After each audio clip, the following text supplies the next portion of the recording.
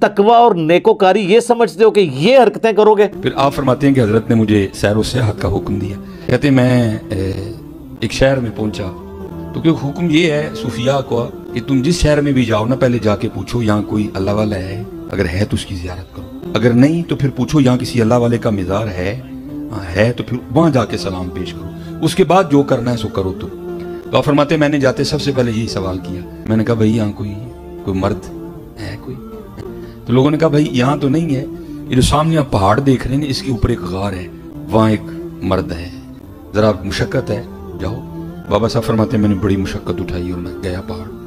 اب فرماتے جب غار کے منہ پہ پہنچا نا تو وہاں جا کے کیا دیکھا کہ ایک ٹانگ ہے جو گھٹنے سے کٹی پڑی ہے غار کے منہ پہ اور خشک ہو گئی ہے، گوشت اور پوست نہیں کوئی بھی اس میں، خشک بالکل ہڈی پڑی ہے. فرماتے میں بڑا گھبرایا بھائی یہ کیا ہے.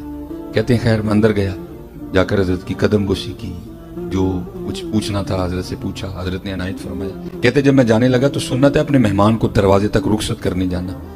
کہتے جب میں نکل آنا تو حضرت بھی اٹھے مجھے غار کے منہ تک چھوڑنے جانے کے لیے. کہتے جب حضرت اٹھے تو پھر دیکھا کہ حضرت کی بھی دائیں ٹانگ کوئی نہیں. کہتے میرے دل میں خیال آیا ایک ٹانگ باہر کٹی پڑی ہے حضرت کی بھی کوئی نہیں، تو کہیں کوئی ایک ہی تو نہیں بات. تو کہتے ہیں میں نے بڑے ادب سے عرض کی حضور آپ کی بھی ایک ٹانگ کوئی نہیں، ایک باہر کٹی پڑی ہے تو کوئی معاملہ ایک تو نہیں کہیں. تو کہتے ہیں رو پڑی. کہتے ہیں فرید میں یہاں عبادت کر رہا تھا، ریاضت کر رہا تھا قرب پانے کے لیے. تو حضرت جی چیک تو کرتے ہیں نا اینے جو ہوا کہ نہیں ہوئے گا، چیک تو کیا جاتا ہے نا، پھر باتیں بنتی ہیں ابھی تو نہیں بن جاتی. کہتے ہیں بس میری بھی چیکنگ آ گئی. کہتے 7 دن تواتر سے بارش برسی اور غار میں اتنی سردی ہو گئی کہ مجھے لگ رہا تھا یہ سردی میری جان لے گی. فرماتے 8ویں دن اللہ نے رحمت کی اور دھوپ نکلی. کہتے میں غار کے منہ پہ بیٹھا نا سورج سے اپنے وجود کو گرم کر رہا تھا تو چیکنگ کچا کے پکا. کہتے ایک عورت گزری اور میری نظر اس کے چہرے پہ پڑی. کہتے بڑی خوبصورت لگی، میرا جی چاہا کہ میں اس کے پیچھے جاؤں جس کو جا کے نہ پھر دیکھوں. کہتے بس ایسا غلبہ ہوا شہوت کا کہ عقل ہی ماری گئی. ہو بھائی اس چوٹی پہ تو کسی مرد کا آنا بڑا مشکل سے ہوتا ہے، عورت کہاں سے آ گئی؟ تیرا امتحان ہے نہ کر. کہتے عقل ماری گئی. فرماتے میں اٹھا اور اس کے پیچھے جانے کے لیے نا میں نے غار سے سب سے پہلے دایاں پاؤں باہر نکالا. تو پھر غیب سے آواز آئی واہ بھائی واہ، واہ بھائی واہ، یاریاں ساڈے نال تے جاندے غیراں پیچھے، یاری ساڈے نال تے جاندے غیراں پیچھے. کہتے یہی قدم تھا جو سب سے پہلے غیر کے لیے بڑھا تھا، میں نے اپنے ہاتھ سے ہی کاٹ دیا. کہتے یہی قدم تھا جو سب سے پہلے غیر کے لیے بڑھا تھا، میں نے اپنے ہاتھ سے ہی کاٹ دیا.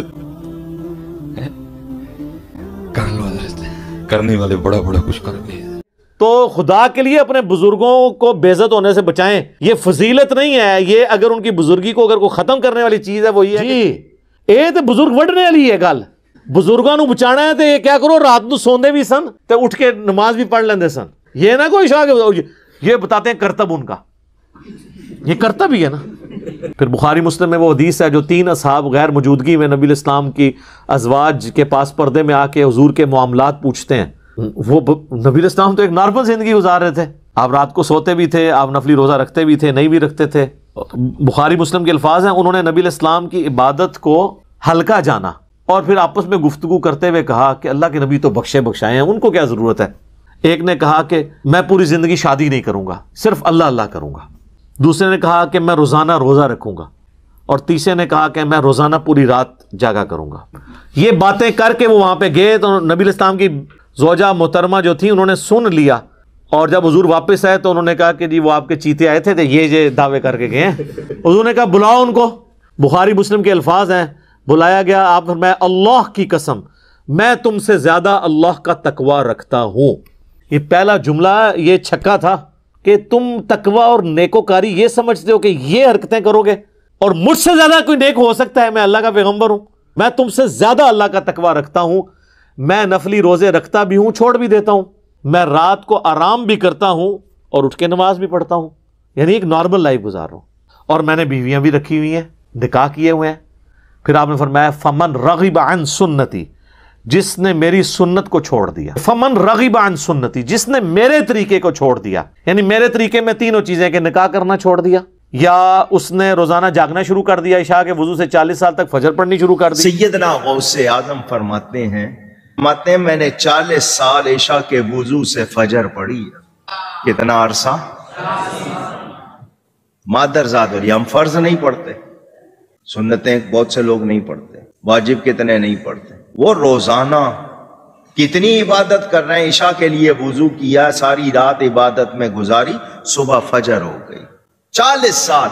फरमाते हैं 15 साल मैंने इस तरह गुजारे, इशा की नमाज के बाद अपने हुजरे में जाता, खूंटी एक गाड़ी हुई थी दीवार में, कुछ भी समझ लें, हुक लगाया हुआ, उसको पकड़ लेता और एक टांग उठा लेता, बिस्मिल्लाहिर्रहमानिर्रहीम सूरह फातिहा से कुरान पढ़ना शुरू करता और उठाई हुई टांग जमीन पर उस वक्त रखता था जब पूरा कुरान खत्म कर लेता था। 15 साल इस तरह गुजारे, 25 साल जंगलों में, 40 साल इशा के वुजू से फजर और 15 साल मेरे लिए फारग जे ਉਹ ਹੁਣ ਇੱਕ बाजीगर ਤੇ हो सकता है, अल्लाह ने नबी का मनने वाला नहीं हो सकता। ये तो ये हदीस देख, और इस हदीस पे ना इमाम बुखारी ने बाब बांधा है कि इबादत में गुलूफ करना नापसंदीदा अमल है। ये है किताबों का दीन और वो है बाबों का। इसी तो हम अर्ज करते हैं कि मरने से पहले ए मुसलमान कर ले इस पे गौर, किताबों का खुदा और है, बाबों का खुदा और। ये बाबों ने तो पता नहीं किस खुदा का तारुफ आपको करवाया है। जो किताबों का खुदा है ना, जो पैगंबरों का खुदा है, वो तारुफ इस तरह करवाता है अपना, और ये फजीलत बता रहे होते हैं। एक और हदीस है बुखारी और मुस्लिम दोनों में, हजरत अब्दुल्ला बिन अमर बिन आस की बीवी ने हुजूर को शिकायत भेजी कि ये जो आपका सहाबी है ना, ये मेरे हुकूक पूरे नहीं करता, ये रोजाना रोजा रखता है और रात को भी पूरी रात इबादत करता रहता है।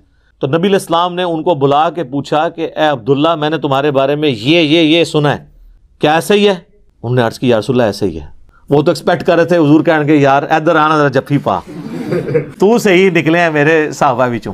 हाँ फरमाया, अब्दुल्ला अगर ऐसा करोगे, पूरी रात जागोगे तो तुम अंधे हो जाओगे, तुम्हारी आंखों का भी तुम पे हक है, तुम्हारे जिस्म का भी तुम पे हक है, तुम्हारी बीवी का भी तुम पे हक है।